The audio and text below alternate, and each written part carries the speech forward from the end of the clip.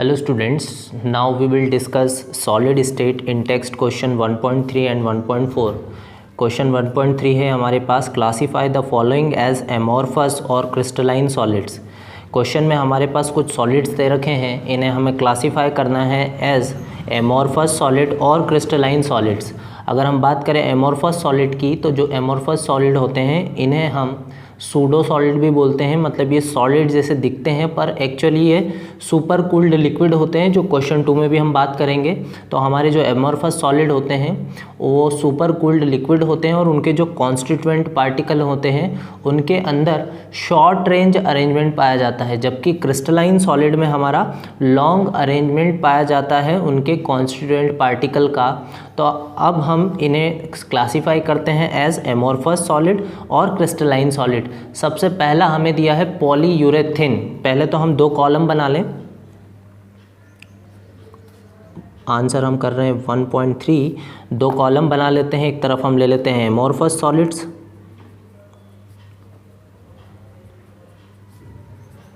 और दूसरी तरफ हम ले लेते हैं क्रिस्टलाइन सॉलिड्स। Crystalline solids. अब हम स्टार्ट करते हैं इन्हें क्लासीफाई करना।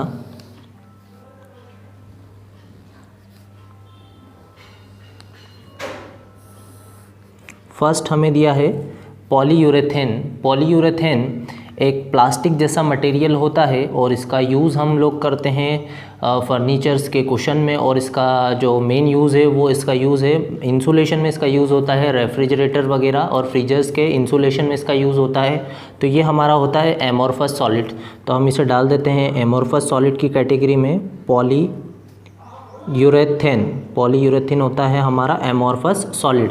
अगला दिया है हमें नेफ्थलीन। नेफ्थलीन हमारा होता है एरोमेटिक हाइड्रोकार्बन और ये हमारा क्रूड ऑयल वगैरह में पाया जाता है और इसका यूज़ भी हम in the manufacture of fuel and resins या प्लास्टिक बनाने में करते हैं। तो नेफ्थलीन भी हमारा होता है एमॉर्फस सॉलिड।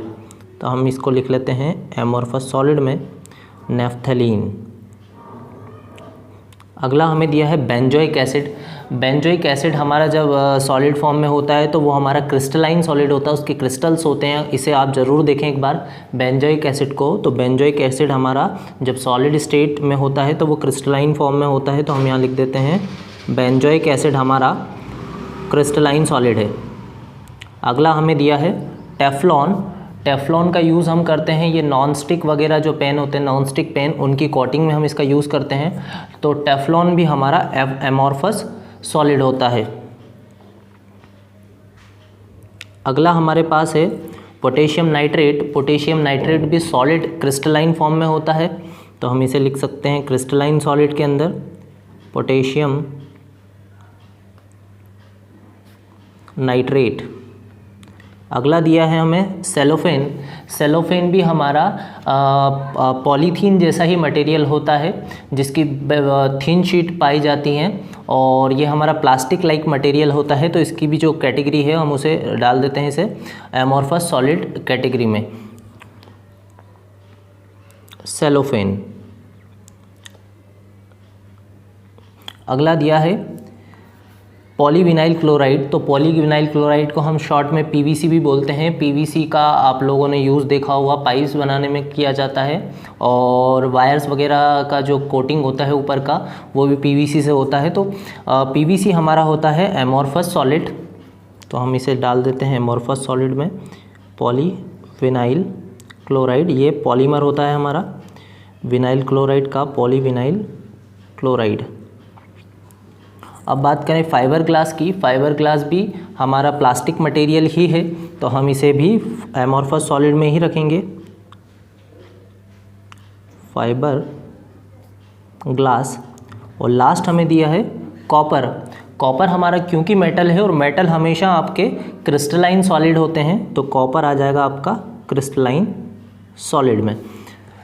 तो ये तो हमारा हुआ क्वेश्चन 1.3। क्वेश्चन 1.4 पर चलते हैं हम। क्वेश्चन 1.4 में हमें बोला है why is why is glass considered as super cooled liquid.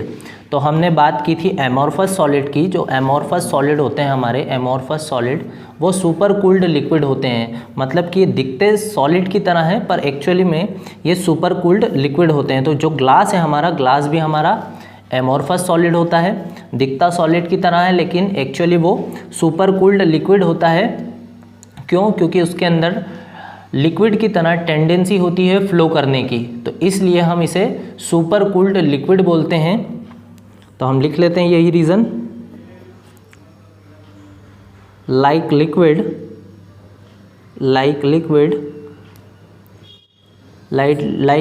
glass